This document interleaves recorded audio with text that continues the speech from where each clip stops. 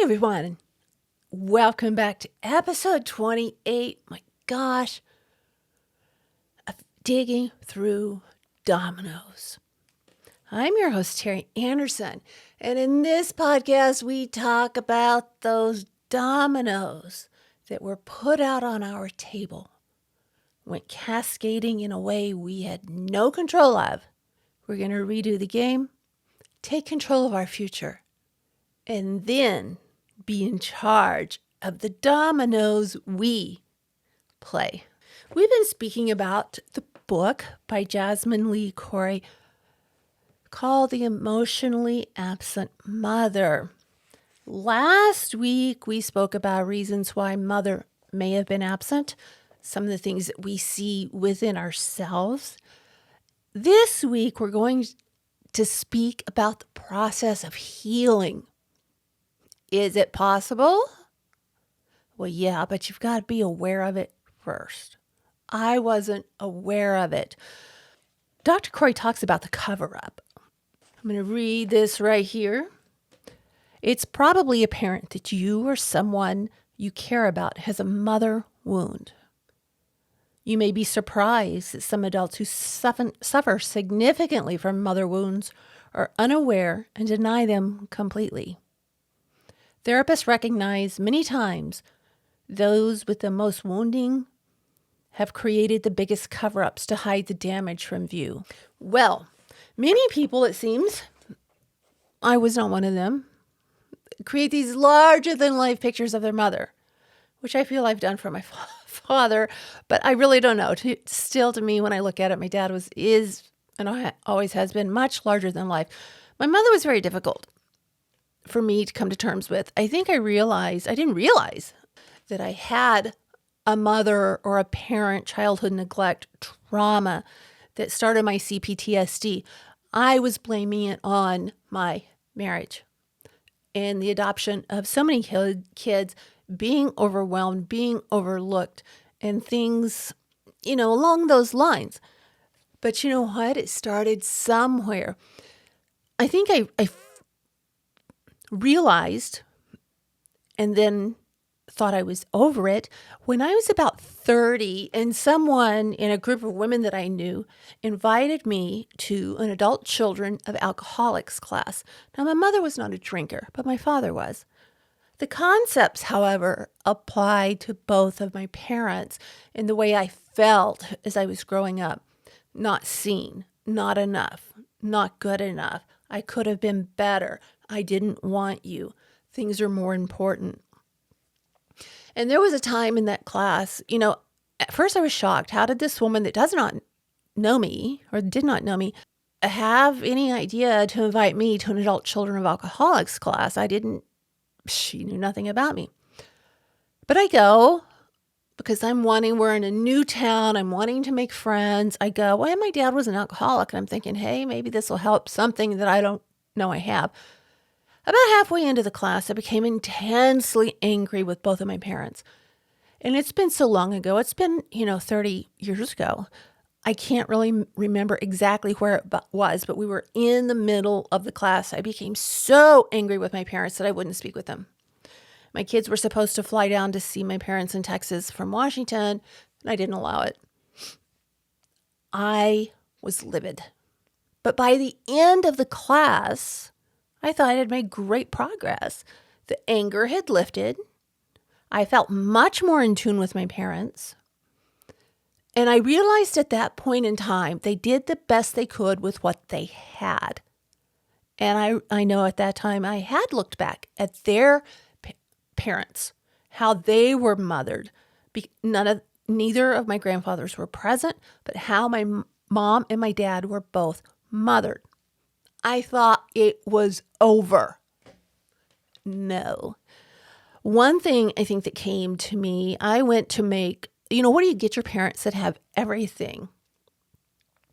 I decided to make them books of memories. And I started with my father, and it was very easy. It was very easy to make, and I didn't censor it. There were good memories, there were bad memories, there were neutral memories, there were everything. And I filled that book up. Then it came time to make the one for my mother. and I struggled, one, to find any memories other than damning memories. I had no, and I still have no good childhood memories that include my mother. So let's fast forward a little bit in my journey. On the morning of July 3rd, 2006, I got a phone call from my aunt, 4 o'clock in the morning, informing me my mother was in the hospital and in grave condition.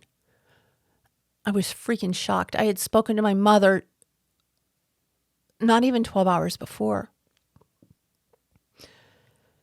And my aunt said, you need to call your uncle. Well, it was just seconds, which seemed like an eternity. And I got a hold of my uncle who was at the hospital with my mother. And his words were, oh, honey, I'm so sorry. Your mother just died.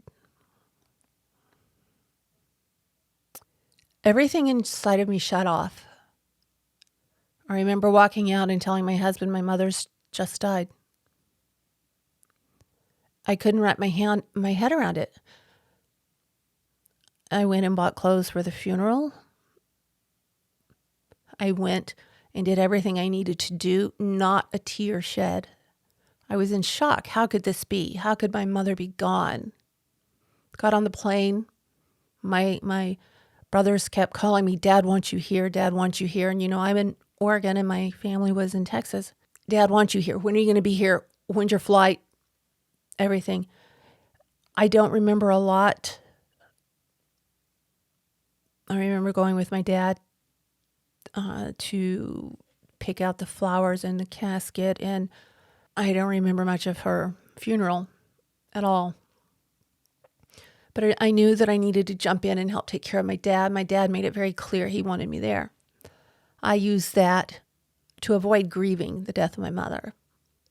Why did it go down that tangent? I don't know, but we're going to tie it in somewhere. Looking back on it, I can see. Okay, so I've got pictures of my mother and I've got pictures of my father in my home. Now, the book I made for my mom and my dad, why was it harder for me to make the book for my mother than it was for my father? Why can my dad died 437 days after my mother died. I can look at his pictures. I can talk about him. But I cannot look at the pictures of my mother. Why is that?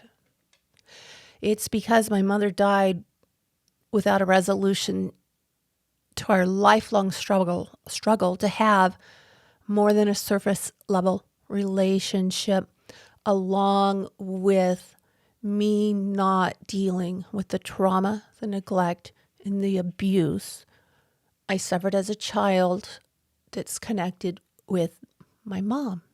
Still, it's really hard for me to say that. I mean, I was in counseling since 2008, and it wasn't until, my therapist was asking me, well, what about your childhood? And I wouldn't. It was like, I've had, the best childhood ever. I met all these people. I did all these things. My dad taught me all this stuff. Well, what about your mom? Well, I would change the subject. I could not bring myself to talk about that because I didn't think. Inside, I knew my body was screaming, you've got trauma, you need to deal with this. But I couldn't do it. Then in 2019, I got involved with a woman that was older than me who was a very malignant, in my mind and in what I'm reading, sociopathic narcissist.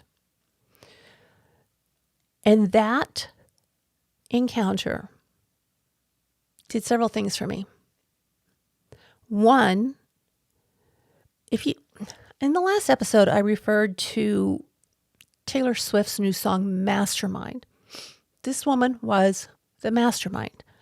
And one of her signature songs she would sing, she was a blues singer in the Pacific Northwest. She brought women's blues really to the Pacific Northwest and got it out there.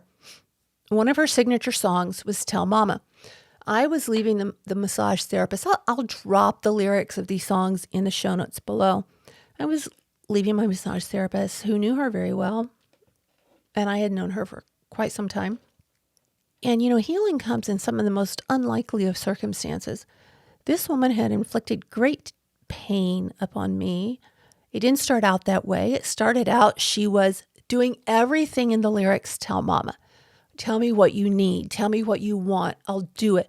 She filled, and I owe her, even though it was done maliciously, it still filled every crack and every hole that was left by my mother. I didn't know it at the time. When I heard Taylor Swift's song, there are a lot of things that click. The lyrics to Tell Mama, the lyrics to Taylor Swift's song, a video that I watched today by Dr. Les Carter, I'll link him in the show notes below, speaking about, let's just open this up, find out. Listening to Dr. Les Carter's video entitled Uncovering the Sociopathic Narcissist Traits. My gosh, this morning it was just, that was Margot, 100%.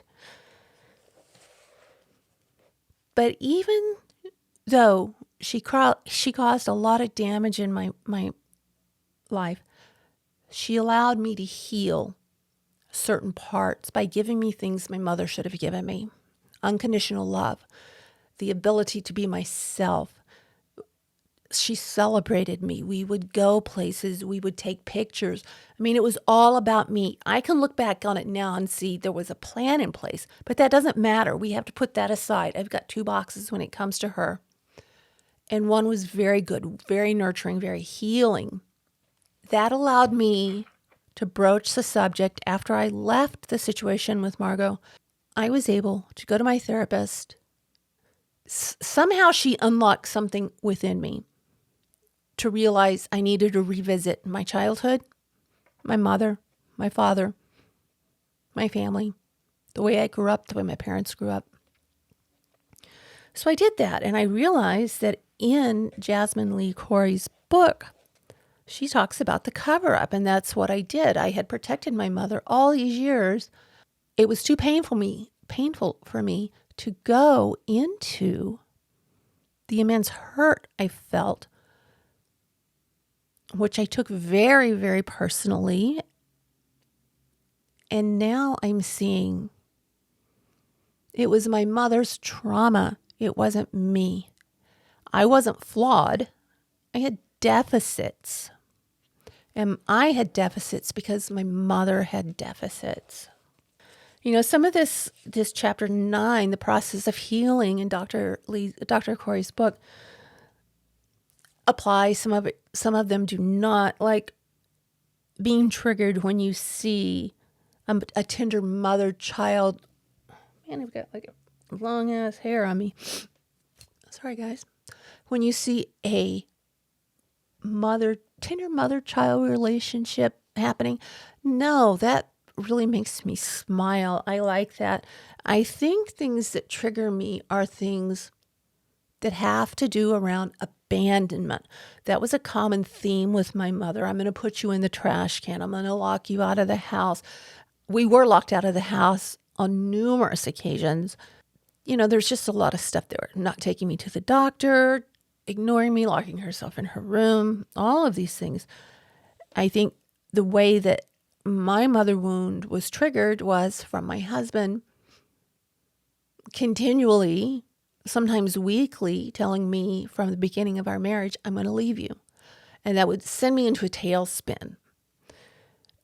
That's really, I think, how I get triggered with my mother wounds. One is that people leave.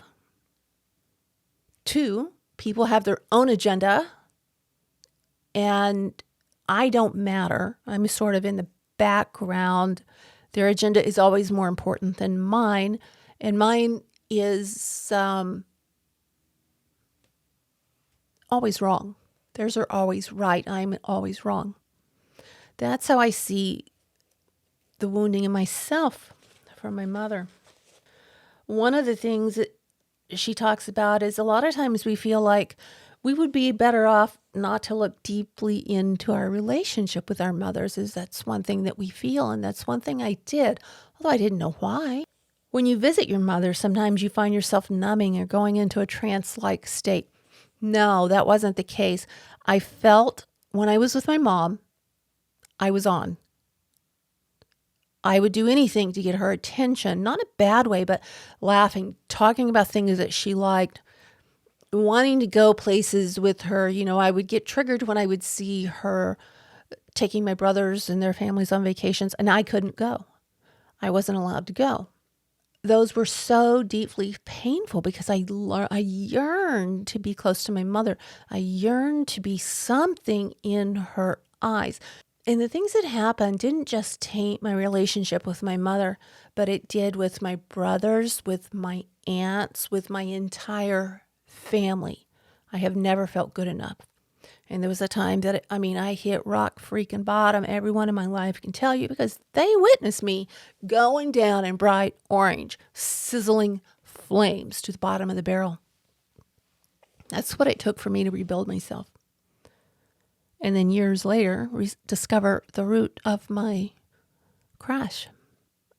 Another sign would be craving true closeness, but feeling uncomfortable or afraid of it.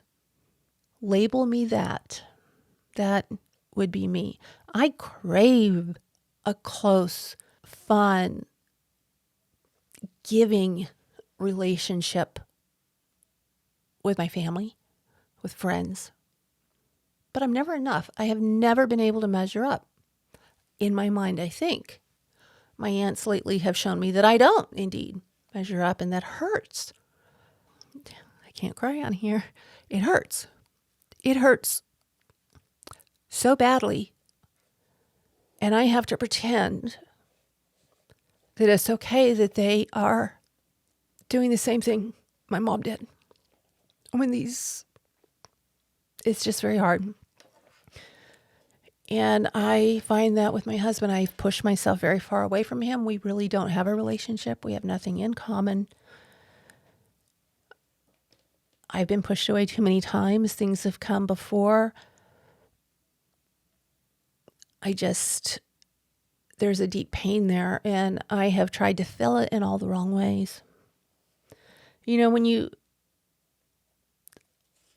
Dr. Lee talks about discovering your wound and how we have created protection around ourselves to sort of hide that wound because it hurts. And it may take a lot of time for us to we know there's something there. I remember the feeling of I know there's something there, and I ran from it, but I didn't ever look at it. I thought I did.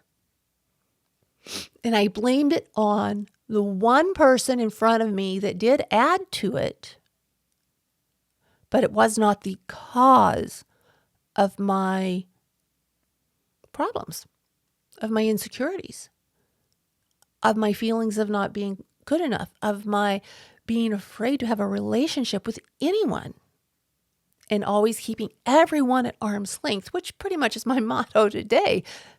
Arm's length, please, people. That's me. So sometimes life circumstances brings the wound to the forefront. That's what happened with my situation with Margot. I don't know how. It just unlocked that part of my soul, my heart, my mind that I had kept hidden and wouldn't speak of. I miss my mother terribly. Was she the mother I wanted? No. She was the mother I had. But I can recognize her faults.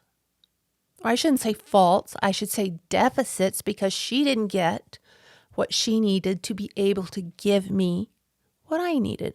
I'm sure many of you can identify with that, and it is a pain, and it is very difficult to come to that realization that you can love your mother but still see she had problems of her own. And I think that's why I never went deeply with that. My relationship with my mother never really felt simple. It felt every time I called her, I was afraid I was going to get the dissatisfied voice. You call it the wrong time voice. And how much it hurt me being an adult. I think my mother died when I was 44, but I always felt like a child around her. I always felt like a child around my aunts. I never truly felt like an adult, really in any way. So that shows me part of me is developmentally stunted, that it stopped my growth, my emotional growth in that core wound of abandonment is still fresh and it's still open. Jasmine Lee Quay talks about the fact that many times those with great wounding will take years to even admit there was a problem in their relationship with their mother. Hello, poster child here. That's me. It took me well over a decade after her death to admit there were deep problems in my relationship with my mother. My mother, one thing I can take solace in is my mother was not only cool and indifferent with me, she was with her sisters. I saw her that way with my father in the early years, not so much in the later years. And she didn't have many friends. She had one very, very close friend that lived across the street from her. But my mother kept everyone at arm's length. And it was very hurtful, not only to me, but her sisters, her family, everybody. And that's something I really need to work on and remember. Hey, Terry, it wasn't just you. Your mother had some things that were haunting her. She didn't know how to deal with them. And then Dr. Corey also talks about the people that are aware they have problems with their mother, like me, often take a very long time to explore them because it almost seems sacrilegious to be upset with our mothers. These are the women that gave us birth, that nurtured, can't say that. But we have that bond with them, and it just feels so unnatural to be angry with them. And I was angry with my mother. I'm not anymore. I got over the anger 30 years ago, but the hurt is still there. And when I reached the bottom, it was coming out in very bad ways. There is a portion in here, I don't know how I'm going to cut that, but we're kind of going to pivot because this is important. In Dr. Corey's book, she talks about reframing deficits or defects as deficits. So I am not defective, but I have a deficit in that mother love. I have a deficit in feeling that I am important and not expendable. To everyone in my life, I have been expendable. And I need to realize that is not my problem. That is their problem. Have I added to that? Of course I have. Of course I have. When she talks about that this something that we feel that originated with our mothers, it still affects us today. It affected me in so many ways. My mother was very vocal about some things with me, always in a displeased manner. Or she just wouldn't talk to me. And I just never felt I was good enough. And I couldn't ever put it together because to look at it deeply for me would mean, hey, Terry, there is a problem with you. The mother, the woman who gave birth to you, did not like you. There's something wrong with you. Her family does not like you. There's something wrong with you. Your husband put you at the bottom of the list. There's something wrong with you. When you feel like there's something wrong with you, you act like there's something wrong with you. Sometimes. Dr. Corey says, you really need to work out your feelings. And one of the She suggests a good therapist, which, believe me, takes a long time to find. Group therapy, hello, no, not showing up for that. Thank you. Journaling. All right, after my mother died in 2008, I had a blog, very popular blog. And it was when I had been misdiagnosed. And I was writing my feelings, and my feelings were raw. They were ugly. They were hurting. They were uncensored. And there was a lot of anger and a lot of pain coming out. Looking back on it, I can see where people would think, oh my gosh, this girl is losing it. I was losing it. My gosh. At that point, I was realizing, although subconsciously, there was no more time to repair the relationship with my mother. I would never be able to be what I wanted to be in the eyes of my mom. Now, that was in my mind. I don't know what was in my mother's mind. I know she loved me, and she was an incredible grandmother. But to me, having to live on the other end of that stick, the clock had stopped. There was no more time to repair it. Guess what? I had to self-destruct before I could rebuild. You know, I think there's a lot of times in life that we feel that any pain that we're going through is going to go on forever. In reality, it doesn't. The only time it goes on forever is when we don't deal with it. And then it can turn in so many unexpected ways against ourselves or those we love. And that happened with me. And you know, it's very difficult because that was nice. Siri just apologized to me. Siri, can you stop listening? One of the ways that Dr. Corey, and actually I had to do this in order to look at the things with my mother, recommends or says has to happen for us to move forward is get into what she calls the witness position and sort of separate ourselves from the pain, from the trauma, and try and look at it objectively. Well, that's harder said than done. As I said, that's taken me well over a decade. This I'm recording on Monday, October 1st, 2022. My mother was killed July 3rd, 2006. It's been a long time that I didn't want to look at it. And, you know, it's just within, like I said, in the last couple of years, I've been able to separate myself from the trauma. Truthfully, I think part of that was a medication that I was on for my heart, but it also helps people separate traumatic events or the pain of the trauma from the event. It was propranolol, and they had given that to me for my heart, which led me on a whole goose chase of things. But that's another point where I noticed that I was starting to be able to look at the events and feel less of the pain. Now, when I first started out with this, you know, I just sort of exploded with anger, with pain, with not knowing what was going on. And I did what Dr. Corey talks about is journaling. And she says it's a very safe place for your feelings. Well, unfortunately, I did mine online in a blog.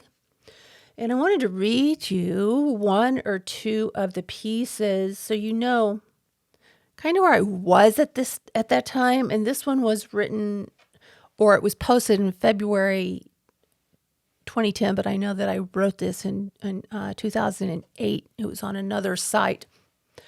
It's called Unorthodox. Even in the midst of the fog, the vision was clear, unsettling, but necessary. Through the haze, I heard the call and followed the echo of my name that was being repeated in the heavy, thick air that was surrounding me. Time had been suspended in those eternal moments, and the distraction that followed was a welcome relief from the bombardment. The movements smooth and deliberate. Emotion was numbed and release was imminent. Seeing the effect of those carefully placed strokes was strangely calming, and despair was banished. Although unorthodox in its delivery, the ethereal peace that flooded my mind and body was as life-giving as I'm going to leave that last line out, fill in your, or this could get kicked back. The whirlwind that surrounded my being was for a time stifled. The world had stopped, and I was allowed to catch my breath. I'm left to contemplate the actions, the benefits, and wonder if another time I shall surrender to its spell. Now, that's just an example of the pain that I was in at that time. It was not understood by many. A lot of my family read that, yet only reached out in disgust, not in, oh, girlfriend, you're hurting. Or a lot of the friends that I met online did because they had understood and had gone through the very same thing. So they were understanding this, but a lot of people had not. What did I do? Did I touch a thread or something in them that made them back up? I don't know, but many of my writings at that time were much like that, in wanting to find the peace, trying to find out what was going on, trying to numb the pain that was in my being. Journaling for me was wonderful.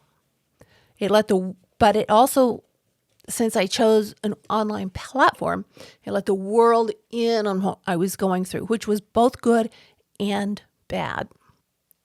And with my world being so upside down with the death of both of my parents and my grandson, one of my sons was hit by a drunk softball coach and left on the side of the road for dead. And I was in a motorcycle accident.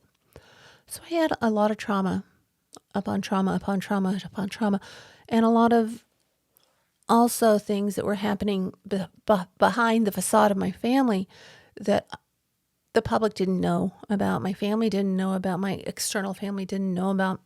And so I'm sure a lot of what happened in the way I was acting out was very baffling to them as it was to me. I chose to run, like I said before, and I ran and I ran and I ran in all the wrong directions.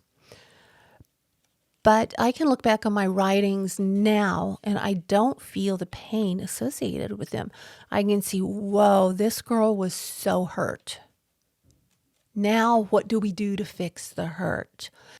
We do everything that I did, I think. I think the pivotal point, as I said, was my relationship with Margot. And I was able to get a lot of that validation that I had sought from my mother, from her. It's a whole nother mess to deal with. But that's kind of where it started. And with the propranolol, I really think, and when the door was closed, or so I thought, to any healing, or my parents were concerned, I went off the deep end. I didn't know what to do. I can clearly see it now. There was no way out. I would never be enough for anyone. And so I acted as if I would never be enough for anyone. I destroyed myself. I destroyed my family. And I'm only now at the place in my life where I can look back and say, you know what? I effed up majorly. Even though I was in a state of confusion and in a state of intense grief and confusion, I have to own what happened. I have to own and take responsibility for my actions. Were there reasons behind it? Yeah, but you know what? I don't care. If I don't take responsibility, then it's on me. I'm learning those things now. Dr. Corey also talks about it's important to liberate anger that has been locked in your body. Anger that may have been suppressed even before it was felt. The rage you felt as an infant or toddler. And how it can affect your body. Oh my gosh, it's affected my body. I have been sick for years. And it's the weirdest things. It's things that nobody can figure out. They're legitimate, but no one can figure them out. It is that pain. It's the stress. It's the emotion that's trying to come out. And if I can let it out in a healthy way, via this podcast, via speaking to people, about what I went through and seeing them benefit, maybe I'm not going to maybe I won't continue taking it out on my own body and I'll become much healthier. That would be a really good thing. There are some exercises that she speaks about with anger.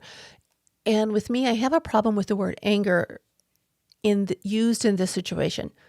Yes, I do think it's valid. But for me, anger is a much easier feeling to feel than unworthiness and fear.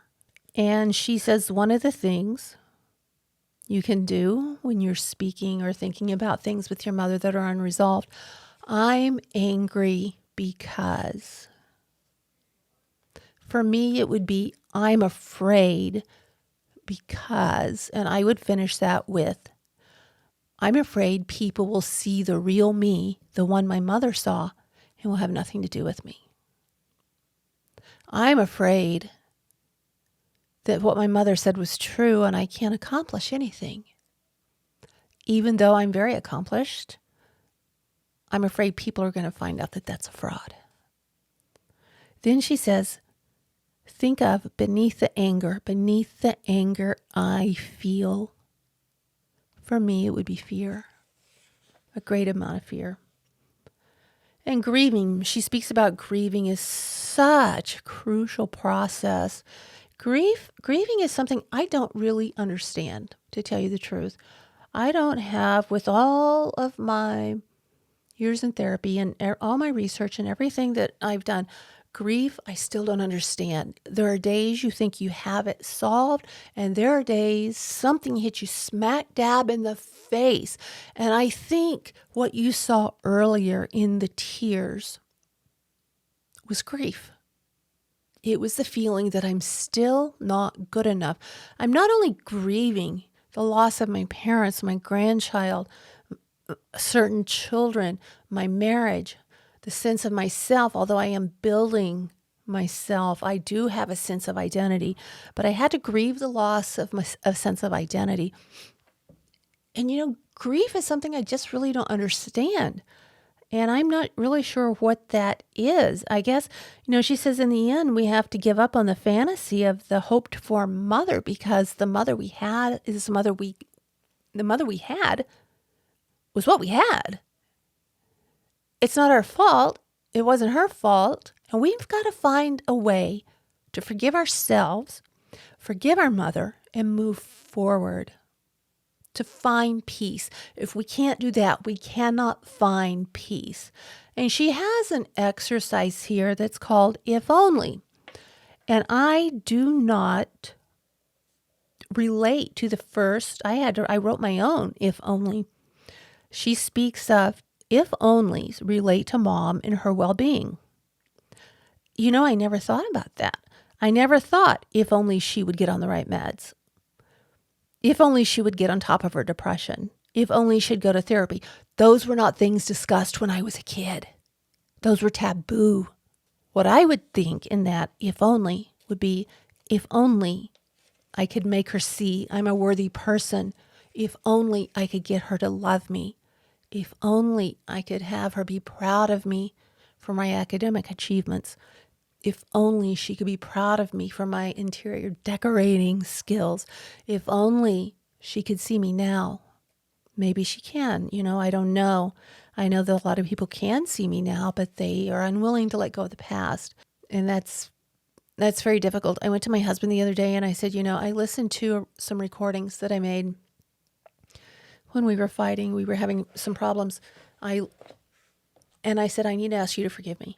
I can see the hurt that you had in those times, and not knowing what was going on. I can understand your hurt, and I ask you to forgive me for that. This is what I was thinking. How can he read my mind? And that was a step for me because we are at a standoff in our relationship, and we have been for years. And that was a big thing. Being able to see his hurt, I think it goes a long way in being able to forgive myself for my hurt and not understanding my hurt. My gosh, if I have to explain it to somebody else, I've got to explain it to myself. And I think I pretty much have a handle on it. From what I know right now, I have to make a disclaimer. I don't know what scary clown is going to jump from what wind-up box at any given moment of any day of the year. It's happened before. It will happen again. And you know what? I'll deal with it again. So that was something that I wrote in 2008, what I read to you before. This is something that I wrote in 2021, January 15th, 2021. There was a time in her past she believed what others thought of her didn't matter much. She believed she was herself. Her gypsy soul and carefree spirit were in a box, yet she was unaware at that time. It was only of recent the realization she had indeed attempted to force herself into a box society found acceptable was unveiled. Looking back, there were many signs she would never fit in. She would never fit in the box most people, stuck in a box of their own making, would deem unobjectionable. What the heck I meant by that, I don't really know, but I think at that point I'm coming to understand. I don't need to fit in the box that people have for me. I am myself. And I was attempting to put myself in a box my mother thought was okay, my husband thought was okay, society thought was okay, my family thought was okay. And you know what? I'm messy. I'm outside the lines. I'm not in the box. And I bet you're not either. Sometimes that's hard to realize and say, hey, I don't have to fit in a pre-made box. I have seen what happens when I've been forced into a box, and it's not a very pretty picture. I don't think anyone wants to be forced into a box that is not of their making. We're not black and white people. We have messy edges, and that's okay. Our parents had messy edges, and that's okay. And realizing how their messy edges were created, not of their own doing, is so liberating. It lets us move forward with our own lives while forgiving our parents and forgiving ourselves. And leaving the past, you cannot leave the past until you've discovered the past. You cannot leave the past until you have figured out what the heck is going on. It's like, I'd go into my doctor and there are things going on and they want to treat the symptoms. I don't want the symptoms treated. I want the root cause treated. Unless we get to the root cause, we cannot be free. We cannot be whole. We cannot be well. There are those that would rather, this is Jasmine Lee Corey, there are those that would rather not go into the inner recesses, often use words, or those that go there often use words like wallowing. They throw out words to shame us and give us the message to just get over it. You are not worth it. And it's true. There is danger of getting stuck in the past. But unless you open up that box, where the heck are you stuck? Unless you look at what happened, you can't move forward. I have to see my life going forward at 60 years old from October 31st, 2022. If I don't look at my past, I can't move forward. I will be stuck in my past. I have to open, just as you do, the boxes we are able. Look at them, examine them, realize what was our fault. What happened to us from our parents that came from generational dysfunction? And it wasn't mostly their fault. I realize there are people in situations whose parents are evil, whose grandparents were evil. Mine were not. They were victims of their genetic line in the way they were brought up. I sit here almost at a loss for words. But I think the best way to describe that is working. We're not speaking of fathers right now, but I guess this could be added to fathers and families. Working through the wounds, left by our mothers, our fathers, our families is not an easy task. But we really need to be able to try if we're willing. I realize not everyone is able or at the point to be able to do that. To me, it was a life or death situation. I had to look at it. I had to see it, or I was going to continue down the path of destruction, of self-destruction, because I could not fix the relationship with my mother. I could not get to a point where I could see that she loved me. I mean, logically, I know she loved me. But that feeling of being a baby is still there. The reality of having to deal with her sisters is reinforcing that feeling of being unworthy. It's not their problem. I have to be worthy on my own. They were raised by the same people that raised my mother, and they were all affected in different ways. I affected my children because I was not aware at the time. Working through mother wounds isn't easy. Working through family wounds isn't easy. It takes immense energy and time. And one thing I have to say, in speaking with my therapist last Friday,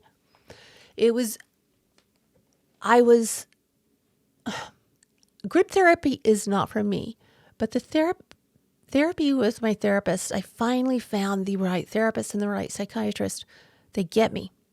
And he told me something in therapy last week that really made me believe in myself. He said, Terry, I have other clients that are not willing to look past what's right there. They're not willing to take that step. They can't. They're frozen and they cannot progress. You take these steps and you are running with them. You are making progress. You're not the same person you were when I first met you, probably 8 years ago. You are one of the clients that make my practice worth it.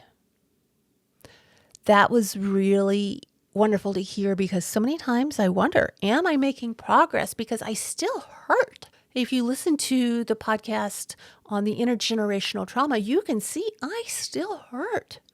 You know what? That's human. What can I do about that hurt? I cannot change the way they feel. I can't do it. Nothing in me can change the way they feel, the way they think. What really hurts is seeing them like a post on my social media or leave a comment, but they're unwilling to call me. That hurts. And that's something I need to deal with. I want to hear from you guys. If any of you want to be a guest, please let me know. I would love to have you on. I have actually a friend of mine is willing to come on. I have some authors that are going to be coming on. I'm looking forward to that day, but I want to hear from you. The people that are affected by this. How are you dealing with it? Are you dealing with it? How's your family treating you? Do you see the dysfunction in your parents' families that you're seeing? How are you re-parenting yourself? We're going to get into that a little bit later, but in ways to do that. How are you making it? What opened your eyes? For me, it took a sociopathic narcissist and a lot of pain. But on the good side, the way she lured me into that trap, listen to Mastermind by Taylor Swift. She set the groundwork. She filled me with what I needed from my mom. And for that, I will be eternally grateful. I am going to sign off. I am wishing you a wonderful, fantastic week. And I wish you great progress in your recovery. I do have to say, when you're ready, move forth. People will not understand you. What matters is you see the changes in your own life and you're willing to make a difference in your life for you and future generations. Thank you so much. This is Terry signing off. Talk to you next week.